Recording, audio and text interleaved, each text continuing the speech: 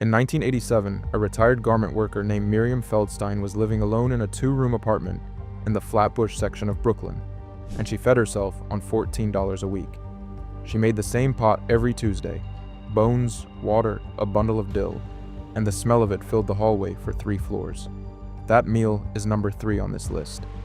And a widower named Solomon Brandt, working a salvage yard in South Chicago in 1962, kept a jar of something on his kitchen shelf that cost him almost nothing and got him through the winter. That is number 1. Subscribe if you've never heard of any of this. We're counting down 10 meals that kept people alive and then got forgotten. Number 10, pickled herring with black bread. Herring, salt, vinegar, onion, black rye bread, and sometimes a smear of butter if there was any left. You cure the herring in brine, slice the onion paper thin, and let the whole thing sit until the fish softens and the vinegar works its way through. It tastes like the ocean and something older than the ocean. Sharp, fatty, cold, with the bread pushing back against it. In the pale towns of Lithuania and Belarus in the 1870s and 1880s, this was what a family ate on a Thursday when the week had been bad. A whole herring from the barrel cost a few kopecks. It was the meal that needed nothing from you. No fire, no time, just a knife and a board. The bread was the meal. The herring was the reason to eat the bread. A table set for one in a cold room with something brined and sharp. That is not poverty. That is knowing how to keep yourself fed when the world offers very little. Number 9, buckwheat porridge. Buckwheat groats, water, or chicken fat, salt, and sometimes a fried onion stirred in at the end. You toast the groats dry in the pan first, then pour in boiling water and leave it, covered, until the grain swells and the water disappears. It comes out dense and nutty with a faint earthen smell. Nothing like wheat, nothing like oats. Something rougher and more itself. Kasha, as it was called, was the meal of Monday mornings and long work weeks in the Pale of Settlement. A pound of buckwheat in the 1890s cost almost nothing. A few groschen, the rough equivalent of pennies. Mothers made it because it filled children who had nowhere to be full. It was not a meal anyone talked about. It just appeared and you ate it. You can feed a family on a handful of groats and a fire. That knowledge, quiet and practical and unglamorous, is its own kind of inheritance. There is something that happens in a kitchen after a person dies. The pots are still there. The shelf still has the salt. But the kitchen goes quiet in a way that has nothing to do with sound. You stop cooking because cooking was something you did for someone, or with someone, and now the someone is gone. You eat crackers over the sink. You open a can. You tell yourself it's easier this way, but it isn't easier. It's just lonelier, dressed up as convenience. These meals, the ones on this list, they were made by people who had almost no reason to keep going, and they made them anyway. They set a pot on the fire. That matters. Number 8, bread and schmaltz. Rye bread, rendered chicken fat, salt, and sometimes a slice of raw onion. You render the fat by cooking chicken skin low and slow until the fat runs clear. Then you spread it thick on a piece of bread while it's still warm from the stove. It is rich and savory in a way that stops you mid-bite. Not light, not delicate, just solid and real, with the onion cutting through. In the cramped tenement kitchens of the Lower East Side in 1910 and 1915, schmaltz was what you made from the parts of the chicken nobody bought. A chicken cost around 18 cents in 1912, and nothing went to waste. Not the skin, not the fat, not the neck. Women rendered schmaltz in small crocks and kept it through the week. This was not a snack. This was dinner on the nights when dinner was bread. Schmaltz is a Yiddish word, but it became slang for sentimentality. Maybe because there is something about rendered fat on bread that feels, without quite explaining itself, like being taken care of. Number 7, roasted marrow bones. Beef marrow bones, salt, a little garlic if you had it, and black bread to eat it from. You put the bones cut side up in a hot oven and roast them until the marrow inside liquefies and begins to bubble at the edges. You tip the bone and the marrow runs onto the bread in a ribbon of fat and iron, rich and mineral and almost smoky, gone in 2 bites. Marrow bones were the cheapest cut a butcher sold in Warsaw or Vilna in the 1880s. A butcher might hand them over for nearly nothing, or throw them into a bag of soup bones for a few kopecks more. The women who bought them were not making a poor substitute for something better. They knew what they were doing. They understood that fat is fuel, and fuel was the point. These were bones from which every last calorie was pulled. Nothing was left behind. When you eat to the bone, literally, when you leave the table with the bowl scraped and the bread gone, that is not scarcity. That is precision. Number 6, niches with potato, flour, water, a little oil or schmaltz for the dough, potatoes, onion, salt, and black pepper for the filling. You boil and mash the potatoes with fried onion, roll the dough thin, cut it into rounds, and fold the filling inside before baking or frying until the outside is golden and the seam holds. The crust gives slightly under pressure, and the inside comes out in a soft, onion-scented cloud. On Orchard Street in Manhattan in the 1920s, a knish from a cart cost 2 cents. A woman named Yetta Zwirling, according to her granddaughter's memoir, sold them from a pushcart in 1924 and made enough to pay her rent on East Houston Street. She made 300 a day. She ate the ones that cracked. This meal crossed an ocean in the hands of women who had nothing but flour and a fire and a need to keep their families standing. A niche is a fist-size argument against despair, made of dough and potato and the refusal to go without. Number 5. Krupnik, barley soup, pearl barley, dried mushrooms, potato, carrot, onion, water, and salt. You soak the mushrooms until they rehydrate and the water turns dark amber. Then cook everything together until the barley thickens the broth from the inside. It smells like a forest in winter, earthy, deep, almost smoky, and it coats the bowl when you tip it. Krupnik was the soup of Poland and Belarus and the places in between, made in the winter months when fresh vegetables were gone and whatever was in the cellar had to last until spring. A pound of barley in 1900 cost around 5 cents in American money, the equivalent of what a Jewish laborer in Minsk might spend on a week of grain. Families made this soup last 3 days, adding water on the second day and eating it thicker on the third.